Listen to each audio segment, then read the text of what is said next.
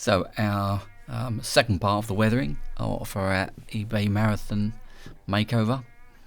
Today we're doing acrylics and weathering powders. So it kind of hopefully ties everything together.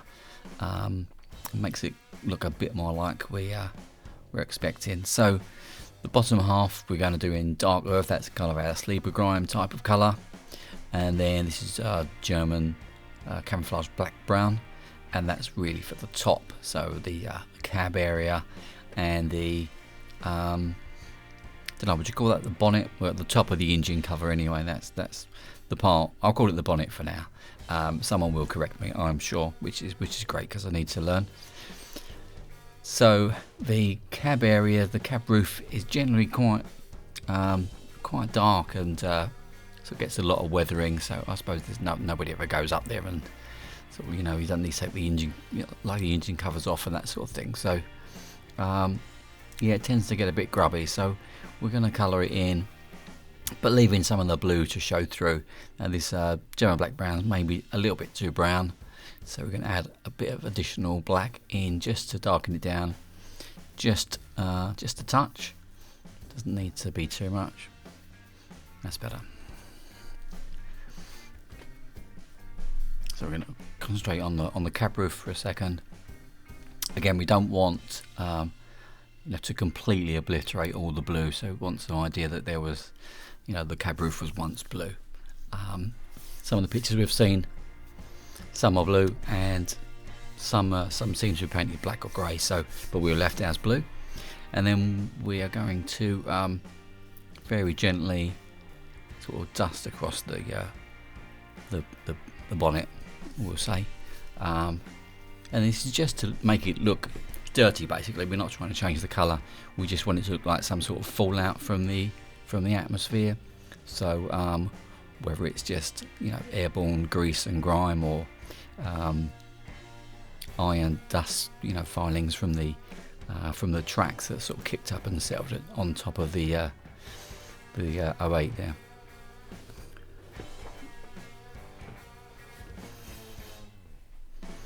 Now, lots of these 08s I've seen, the models especially, they seem to really go a little bit over the top, I think, of putting the sort of black soot around the vents. Most of the ones I've seen don't look exactly like that.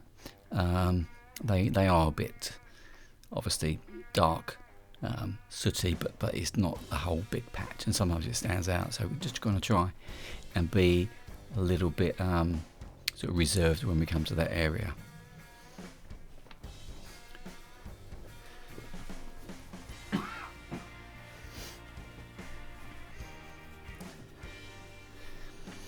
So we've got the airbrush down to about 15 psi, and we've mixed our paints down a little bit thinner than I normally would, because we don't want to just repaint everything. We just want to add a little bit of sort of tone and tint in there.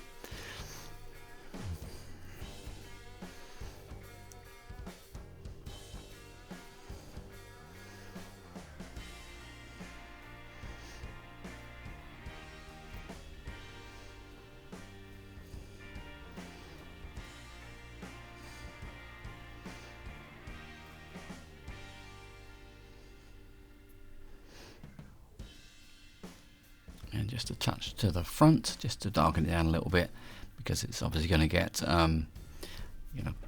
quite a lot of grime attached to the front buffer beams, especially, I'd guess.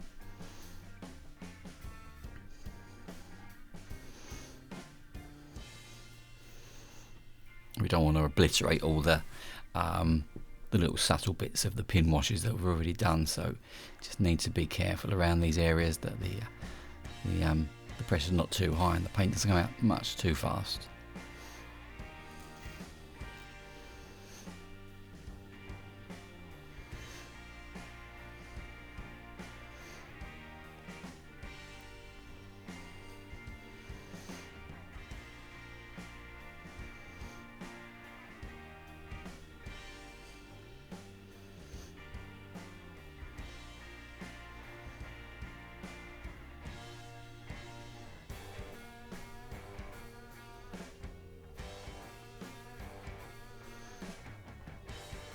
So just while we're doing this part,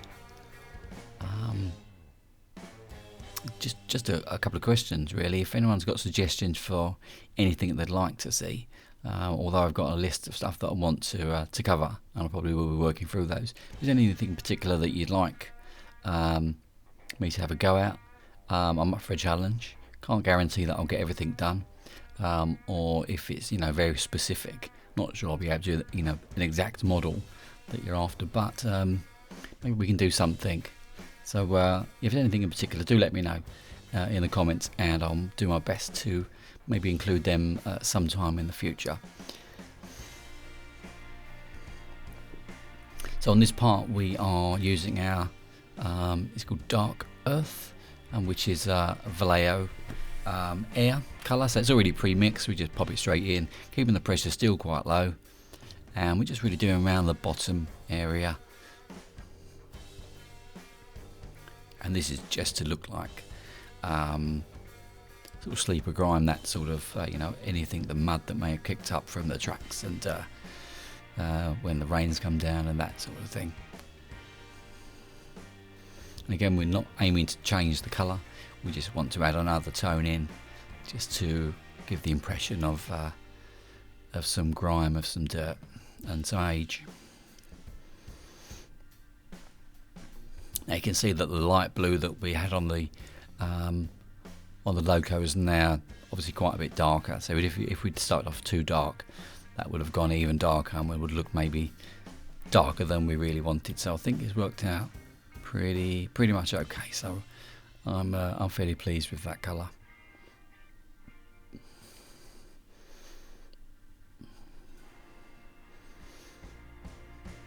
Sometimes it's difficult to know when to stop, and we've all been sort of guilty of it, and I've gone over the top before. Possibly you may think this model is a little bit over the top, which is so everyone's choice, but this was the kind of effect that we're looking for.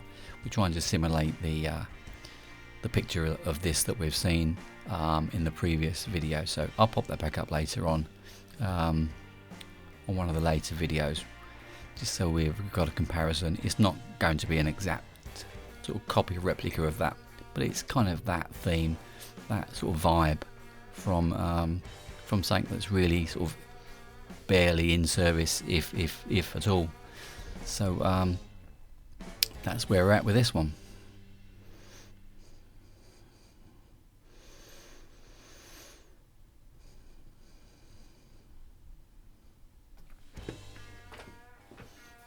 Just remember to make sure you hit underneath as well with some colour.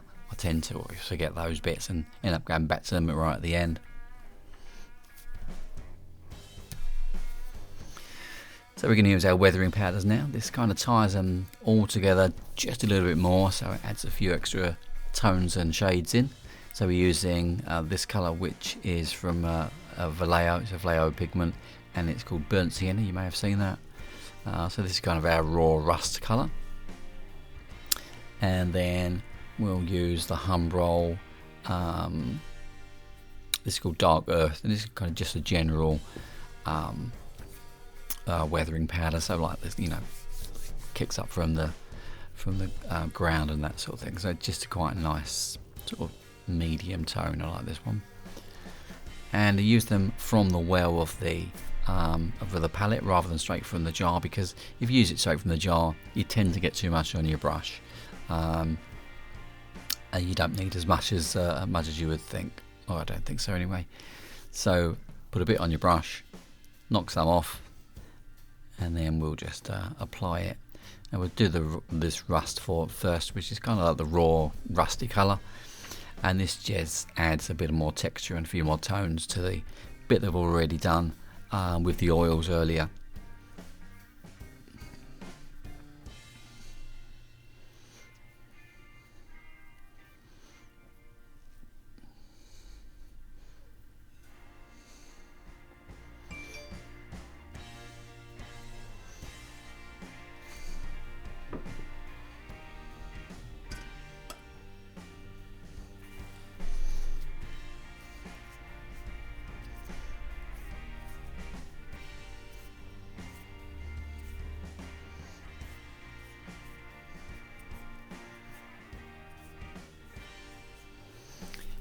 And they're on lots of well, actually on some of these images I've seen this front, is it I don't know, is it a funnel or an exhaust? I'm not sure what it is actually, but some of those are just total rust. There's hardly any colour showing, so we're going to, I like the look of that. It kind of suits what we're trying to achieve with this one. So we're going to go a little bit over the top with the rust on the front bit there, I think. And we're using another shade, and that's called Burnt Umber, I think. It's just a very dark brown, so I'm going to dab that in. Just adds a few more, like I say, different. I'll say this a lot, different textures, different colours. Just a nice variety. Now when we lacquer this towards the end, these colours will mute down a little bit, so just be mindful of that. When you get to the end, they will change, for better or for worse. Hopefully for the better. Again, used that term before, but it'll tie it all together.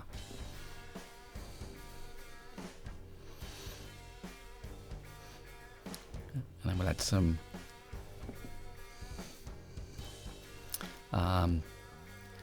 just some rust to these rails on the top. They would get rusty because that's where the water would sort of sit on that guttering. I imagine it's a gutter, but they tend to get rusty anyway. So should I add that colour in?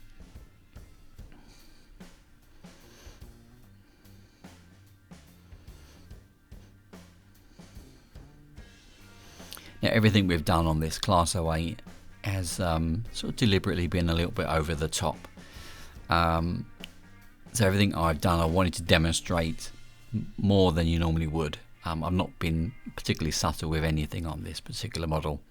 One, for because it's the colour that, you know, it's the look that I'm after for this particular one.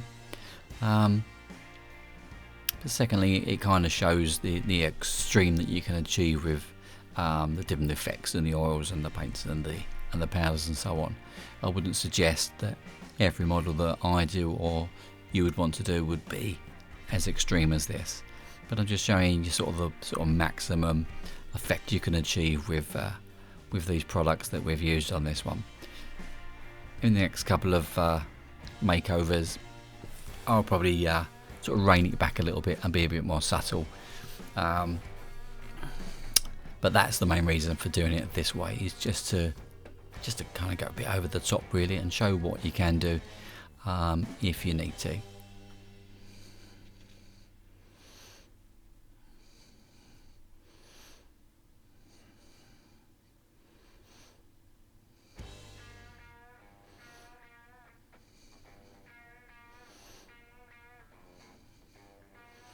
So you can see once you add the powders on, it just kind of blends everything together. So try and be, you know, quite delicate with your powders, and you can see it sort of pulls all the colours together. We can still see the original colours underneath, and we can still see some of the shading that we've done. But it's just, I think it's just enhancing it a little bit.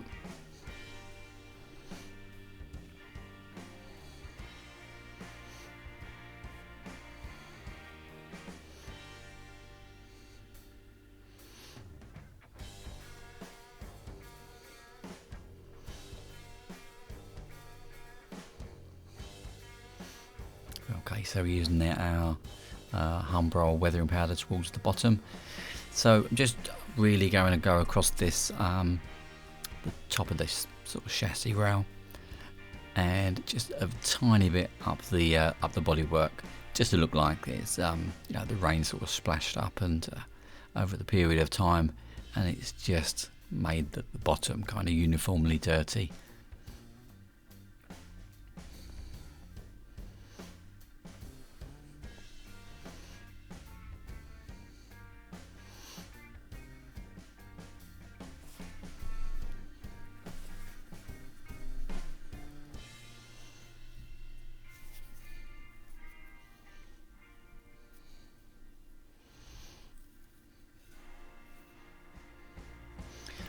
Now these these grills on lots that I've on lots of the 08s that I've looked at, although they have been very sort of sooty, there is like a rust element showing through in particular patches.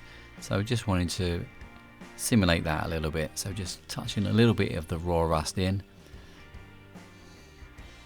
and then we're going to brush it back so it's hardly showing at all, but it's just to give that look at that kind of effect of it starting to go off.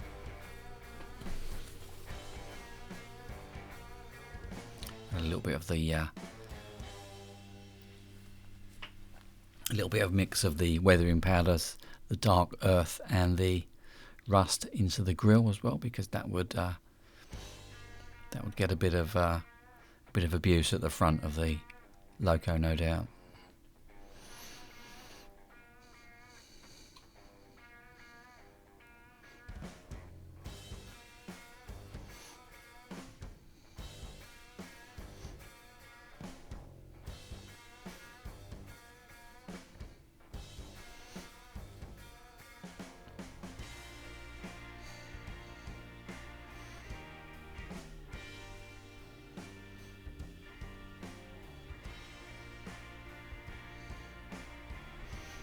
Coming towards the end excuse me, of this particular part,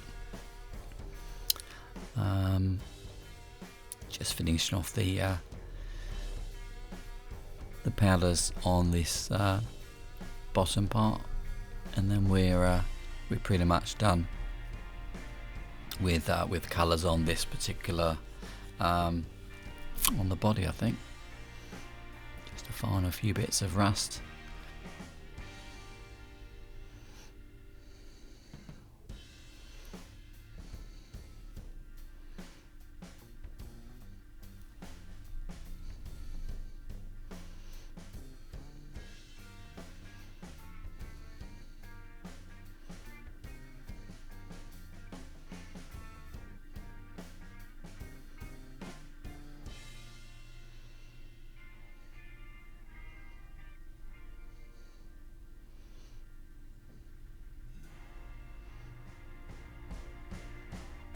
You can see how subtle the effect is, or it can be if you really just use a tiny amount.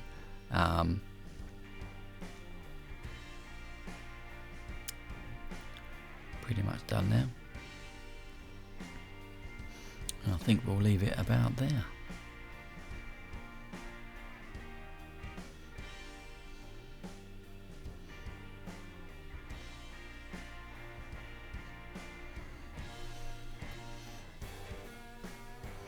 Okay, so final stage is our lacquer. This is Vallejo